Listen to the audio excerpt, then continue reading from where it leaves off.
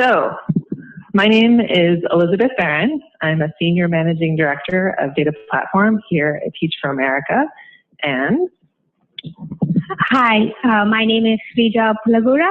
I'm in the Data DevOps team at Teach for America. So we're here to talk today about containerizing SSIS for the purpose of continuous integration and continuous delivery on Azure. This is something that we've been super excited about. So we're going to first talk about our mission and our team. I realize that not all of you may be familiar with Teach for America, so this is a little bit about what we do and why we do it. Teach for America finds, develops, and supports a diverse network of leaders working together to end educational inequity. You may wonder what educational inequity is. It's basically your zip code, where you live or where you're born, determine your educational opportunities, and Teach for America looks to solve that problem. How we solve it? Our alumni, core member, and staff work in schools and in every sector and field that helps shape educational opportunity in America. And how does IT fit in that? Because we're both on the IT team, and we have many people from IT here. Woo.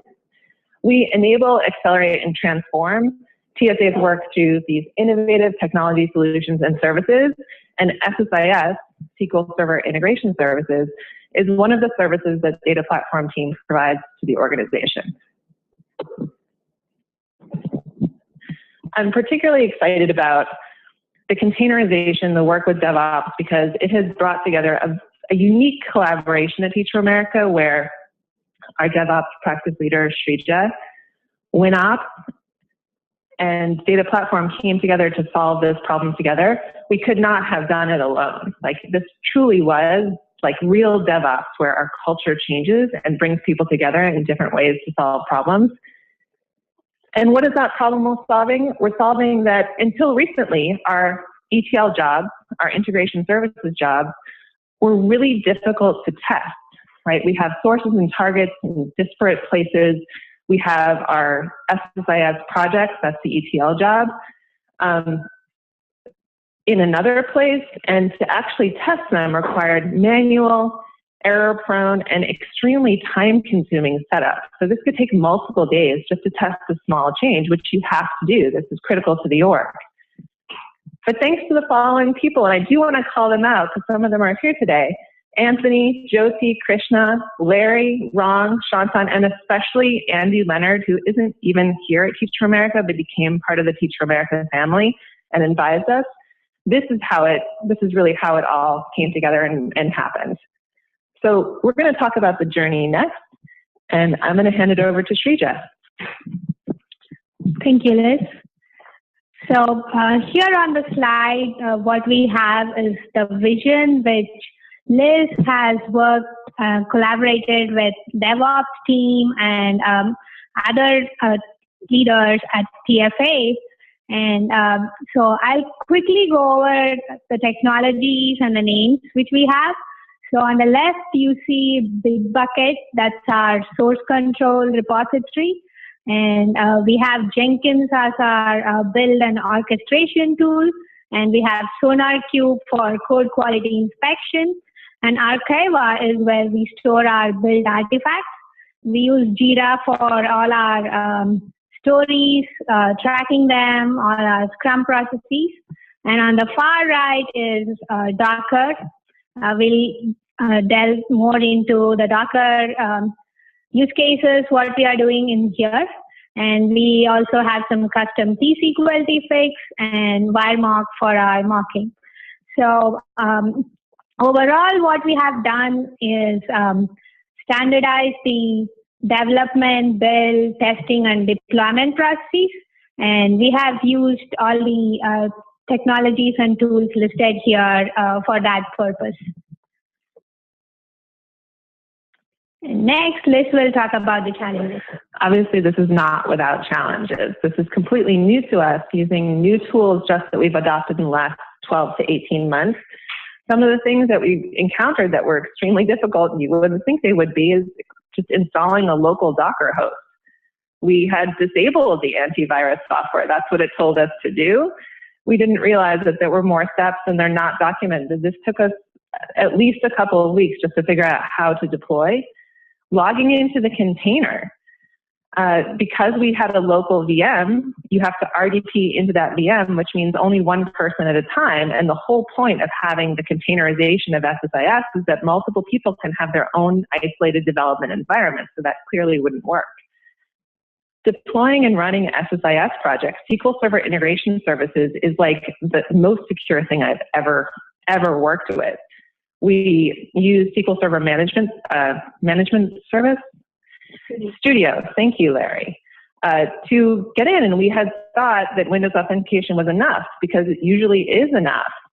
But you use SSMS, the Studio, to log into a container, and somehow Integration Services knows, and it says no. You actually have to be on the container to deploy, to run, to delete these projects. And finally, creating unit tests for the integration services. There are other frameworks to do this, but T-SQL-T is based on T-SQL, which is the SQL language that we use on SQL Server. So our developers are familiar. We want to use that. We don't want to go into Ruby or other languages, but it turns out that T-SQL-T rightly uses transactions for their unit tests. You write your unit tests, they run. When your unit tests are done, whether they failed or they were successful, it uses transactions to roll them back. Well, guess what? Integration Services refuses to run within a transaction. It'll just say pending forever. So these are some of the challenges that we had, but we're going to give you a live demo where, in fact, Azure Container Instances came to the rescue. So you can actually follow along with us. It's on GitHub. We've tried to publish everything. So if you do want to try this on your own, our Docker files are there, our sample SSIS project are there, and this is a warning. People may use a lot of clouds. We used Azure. We use everything on Azure. We used the DevOps pipelines, which were super cool, the container registry, blob storage, obviously container instances, and we had to do some messing around with the VM so that we actually had a build agent that would build a container large enough, because Windows Server Core alone, which is what SSIS needs to run, or SQL Server needs to run, is 6 gigabytes alone. Right? These are large containers. So now for a show and tell, and I'm just going to quickly go over, these are the steps we're going to take you through. This is what we've been struggling with, and finally we really feel like we have an answer. So Sreeja is going to take you through the first 4 steps: the Docker file, actual container image, spinning up the instance, and ensuring that it's actually set up properly. And then I will take you through the last 4, which is deploying the magical SSIS project, running the unit tests, and then talking a little bit about how, yes, it actually is possible, even in integration services, to do test-driven development. Because of this, this is the enabling technology. So with that, I'll hand it over to Sreeja. Thank you. There we go. Okay, so like Liz mentioned, our code is available on GitHub. And this is our repository. Over here, I'm going to talk about all these files. And before that, I want to tell what the Docker setup is going to do. We would have Docker containers with SQL Server 2017 and additional tools on top of that, like Java and WireMark. And we also have some scripts like to create the SSIS catalog, to deploy the SSIS package, to start the SQL Server, and to run the SSIS package. So once the Docker container is up and running, a developer would have their own exclusive environment, log in to that container, develop unit tests, fix the failing tests, and push their code to version control and make sure everything is passed before merging into the master branch or the target branch. So that's the use case we are solving, and the benefit is each developer would have his or her own container, which is isolated and their own, and they can try different scenarios and won't be stepping over other people's code. So let's go into the details. Okay, thank you, Liz. So I want to highlight that a lot of the code we have here, it's available, the base of that is available on Microsoft website. Like the Docker files and the PowerShell scripts are already available in their examples. We have enhanced and added additional tweaks to fit our use cases. So over here, you see that I'm using the Microsoft Windows Server core as the base image. And from line 6 to about line 32, it's the same as the Docker file provided by Microsoft. What these lines are doing is they are downloading the setup for SQL Server and installing SQL Server within the container. And the custom part begins here where we added a wire mock download. It's a jar file. Provides the feature to set up mock data for your test, and you can run test cases off of that. And here we have added Chocolatey, that's the Windows Package Manager, to make it easy to install other tools on top of Windows. Like with this one command, Choco install server JRE-y, we have a JRE installed on that container. And then we have this additional lines where I'm adding all the PowerShell scripts, the script to create SSIS catalog, to enable CLR integration, and to deploy SSIS package into this folder. Then I'm copying the start.ps1 PowerShell script. That's the script which starts up the SQL server on the container, and it's called over here. And I'm creating a local user called local SQL server. So as you see, we started with a base which is provided by Microsoft, and we added additional things to make it meet our needs. And then, okay, I want to show more about the PowerShell scripts we have. Here, this is a script for creating the SSIS catalog. So if you have worked with SQL Server Integration Service, to deploy an artifact into the SSIS server, you have to first create a catalog. And again, a lot of this script is already available on Microsoft website, and we could just use it right away for our Docker image as well. And the next script is to deploy the SSIS package. We tried initially to deploy the package using SSMS, as Liz mentioned earlier, but we had a lot of problems with Windows authentication. No matter, we tried many workarounds, but still deploying from SQL Server Management Studio into the container is not successful. So to still deploy the SSIS package, what we have is a PowerShell script where we made some modifications, like about until here, about line 52, it's already available on the Microsoft website as an example. And here we wrote some extra conditions so that the script is idempotent and it would not create the catalog folder. Because we want our developers to write code, build their SSIS project, and then deploy and fix the tests in a series.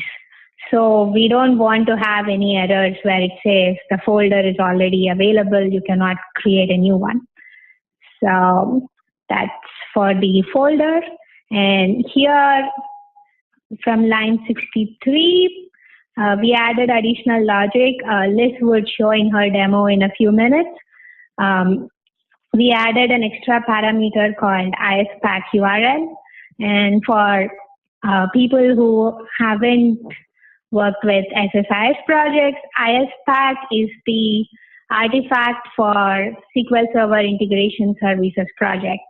Your project is built and packaged into a .ispac format, and it could also be opened using any program which opens zip, and it has all the configuration and the artifacts needed for your SSIS project.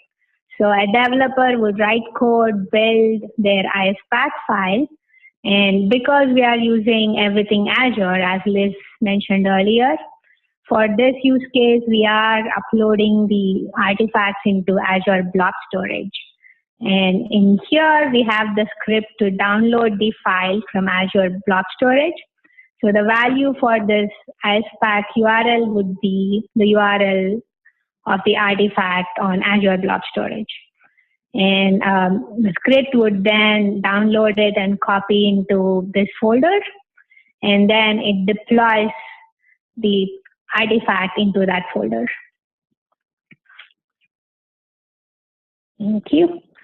And to deploy and run SSIS projects, we also need some additional configurations. For example, we have to set up CLR strict security to 0 and CLR enabled to 1. These scripts are also like standard scripts, nothing custom in this one. And we could include that in our Docker image setup. So I'd like to again mention that a lot of this was not from scratch, and we could start from what's already available publicly in the Microsoft documentation. And we also wrote some additional script to run the SSIS package so that once the package is deployed, you would be able to run it from command line. And this script, start.ps1, is the PowerShell script which starts the SQL Server on the container, and it sets up the login. A lot of this script, again, is also available on the Microsoft provided Docker image, and we added some additional steps to start the wire mock, because we have the requirement to have wire mock for setting up the stub data. And we also made some tweaks to provide password for SQL Server login. So that way, when starting up the Docker container, you would pass an additional parameter called SA password instead of using the default one. So some additional tweaks and additional logic with existing Microsoft provided source code. We have our own Docker image, which would deploy the ISPAC files from Azure Blob Storage and give the functionality for the developer so that they can develop, write unit tests, and fix the failing tests.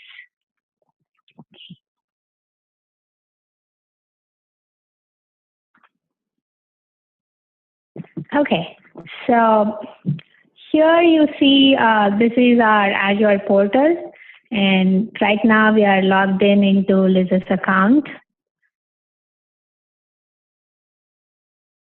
I can do that. Okay, so before I connect the Docker image files I showed you, we have pre-built and pushed it to Azure Container Registry, and for we can show them under properties. Yeah, it's impossible to read, but that's where it is. Yeah. So we have set up the container prior to this demo to save some time. This container SSIS DevOps C9 is built. It's an instance of this image SSIS DevOps, which is built from the code in GitHub. And it's also hosted in Azure Container Registry. So everything you see here is on the Azure portal for Teach for America. However, you can go to the GitHub link which I showed and try it in your own Azure portal. There is nothing proprietary or nothing confidential in that. So we have our Docker container here, and now let's connect into that. So let's say I'm a developer working on SSIS projects. I would set up a container instance like this, and I would put PowerShell.exe and connect. And now I'm SSH into the container. And to prove that, I mentioned earlier, I'm showing you Liz's portal Azure. And if I type who am I, it won't be Liz, it would be the local SQL Server user, which is set up by the container. And let me show you what are all the tasks running in there to give you an overview of what's happening. So there is SQL command up and running, and then the msdts server.exe. This is the service which runs SSIS within the container. And then there is SQL Server.exe, which is the process running Microsoft SQL Server. And we have a bunch of administrative users set up.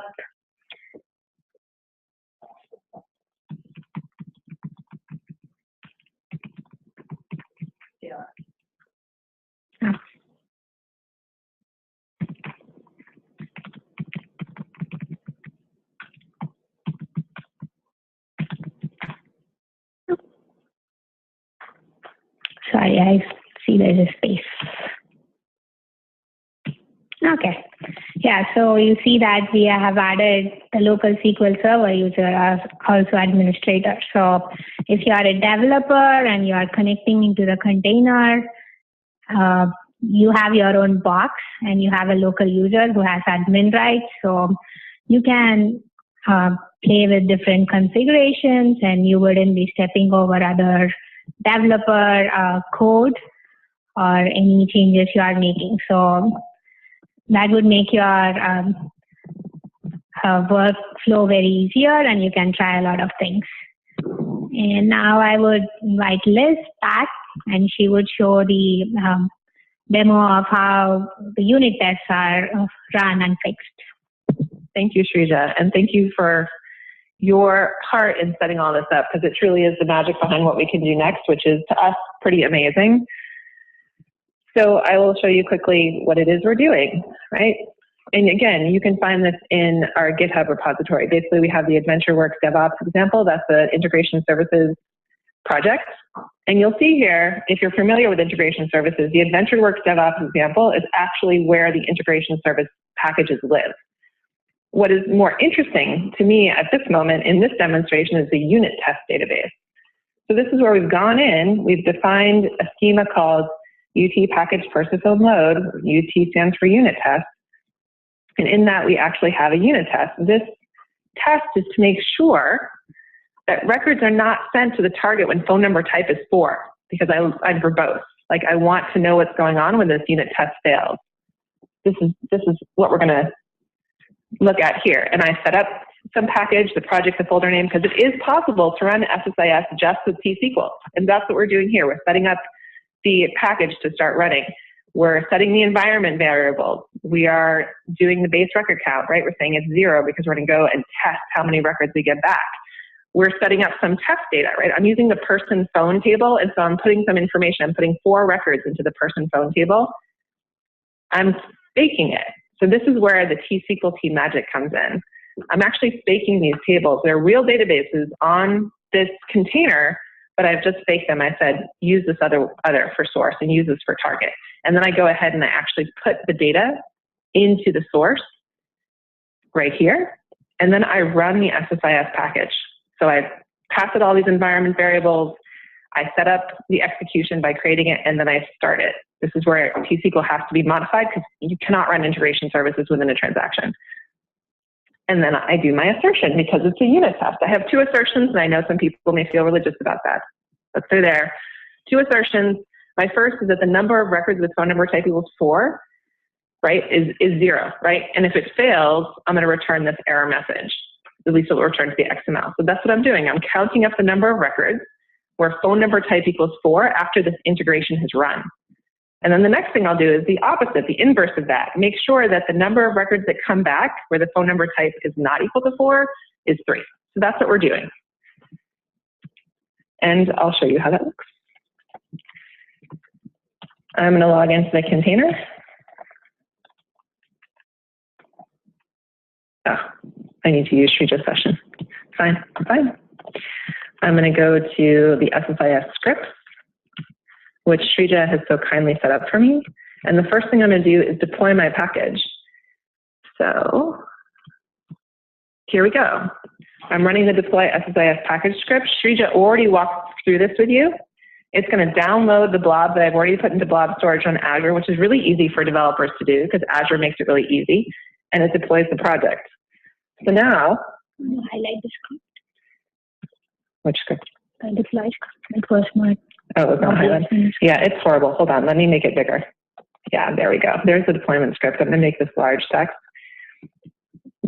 There we go. You still probably can't see it because the contrast is so bad. Nope, you can't see it at all. Trust me, it works. Now I'm going to go to SQL commands. And I'm in the database, right? I'm actually in the database. I'm going to use my unit test database. And this is beautiful, right? You just say exec tsqlt run all, and it runs all the unit tests. Right now we just have one, but this is just the beginning, right? Go. This takes a minute because it's actually creating an integration services job. It's providing the environment variables, and it's running on a container with 1 CPU and 4 gigabytes of RAM. And you can see here, it's a little bit big, but you can see that there's a failure, right? This failed. The test records are going through. Something is wrong. So why don't I deploy, so we go back, we do a little bit more work, and we are going to deploy the one that actually has been fixed. There we go. So this is deploying my next. I go back, I work on my integration services, I add the filter that I think is correct, and I deploy it to the server. Now let's go back to SQL commands. I'll use the unit test database. I'll run tsqlt run all because that's how it works.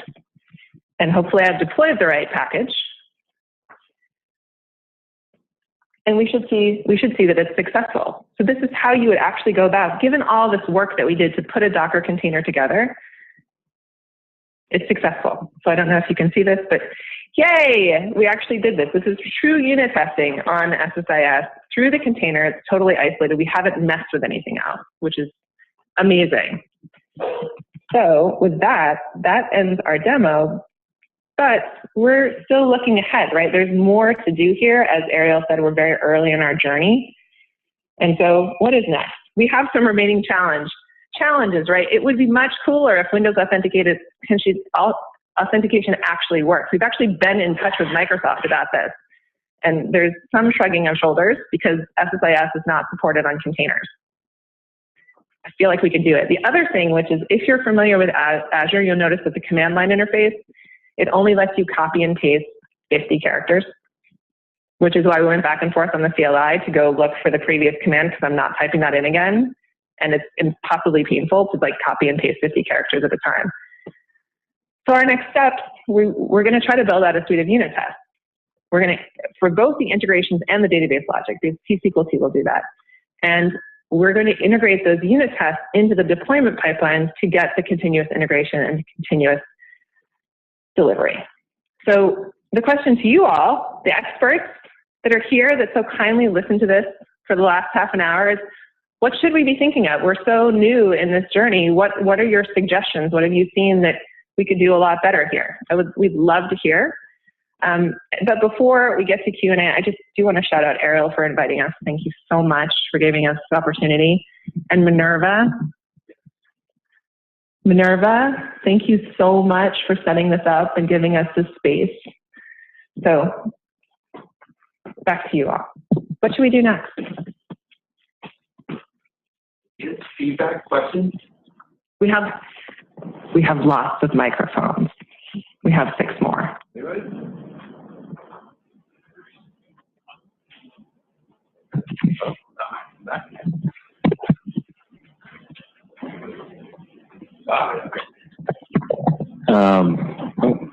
Thanks so much for the talk. As someone that's been working with like an old ETL system that is not integration tested, this was inspirational.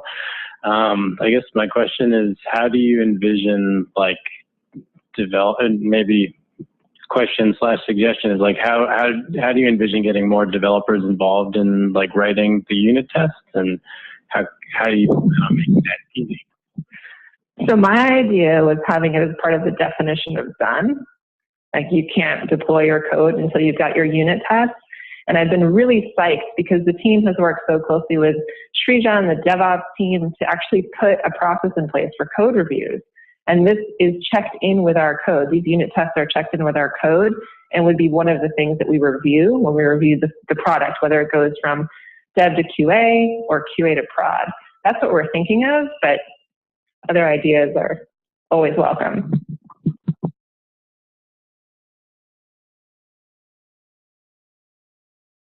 Yeah, one more additional comment is we talked about having pull requests before merging your code from your dev branch into your target. And that would also trigger builds on the Jenkins, the one vision I showed you. So we have been working with our database team closely where they come to us and they are saying, hey, we need some pipeline or job which would trigger builds on submitting pull requests. So that's also one way where you could enforce that your build would run unit tests, and only when everything is passed, you would approve and merge your code from one branch to the other.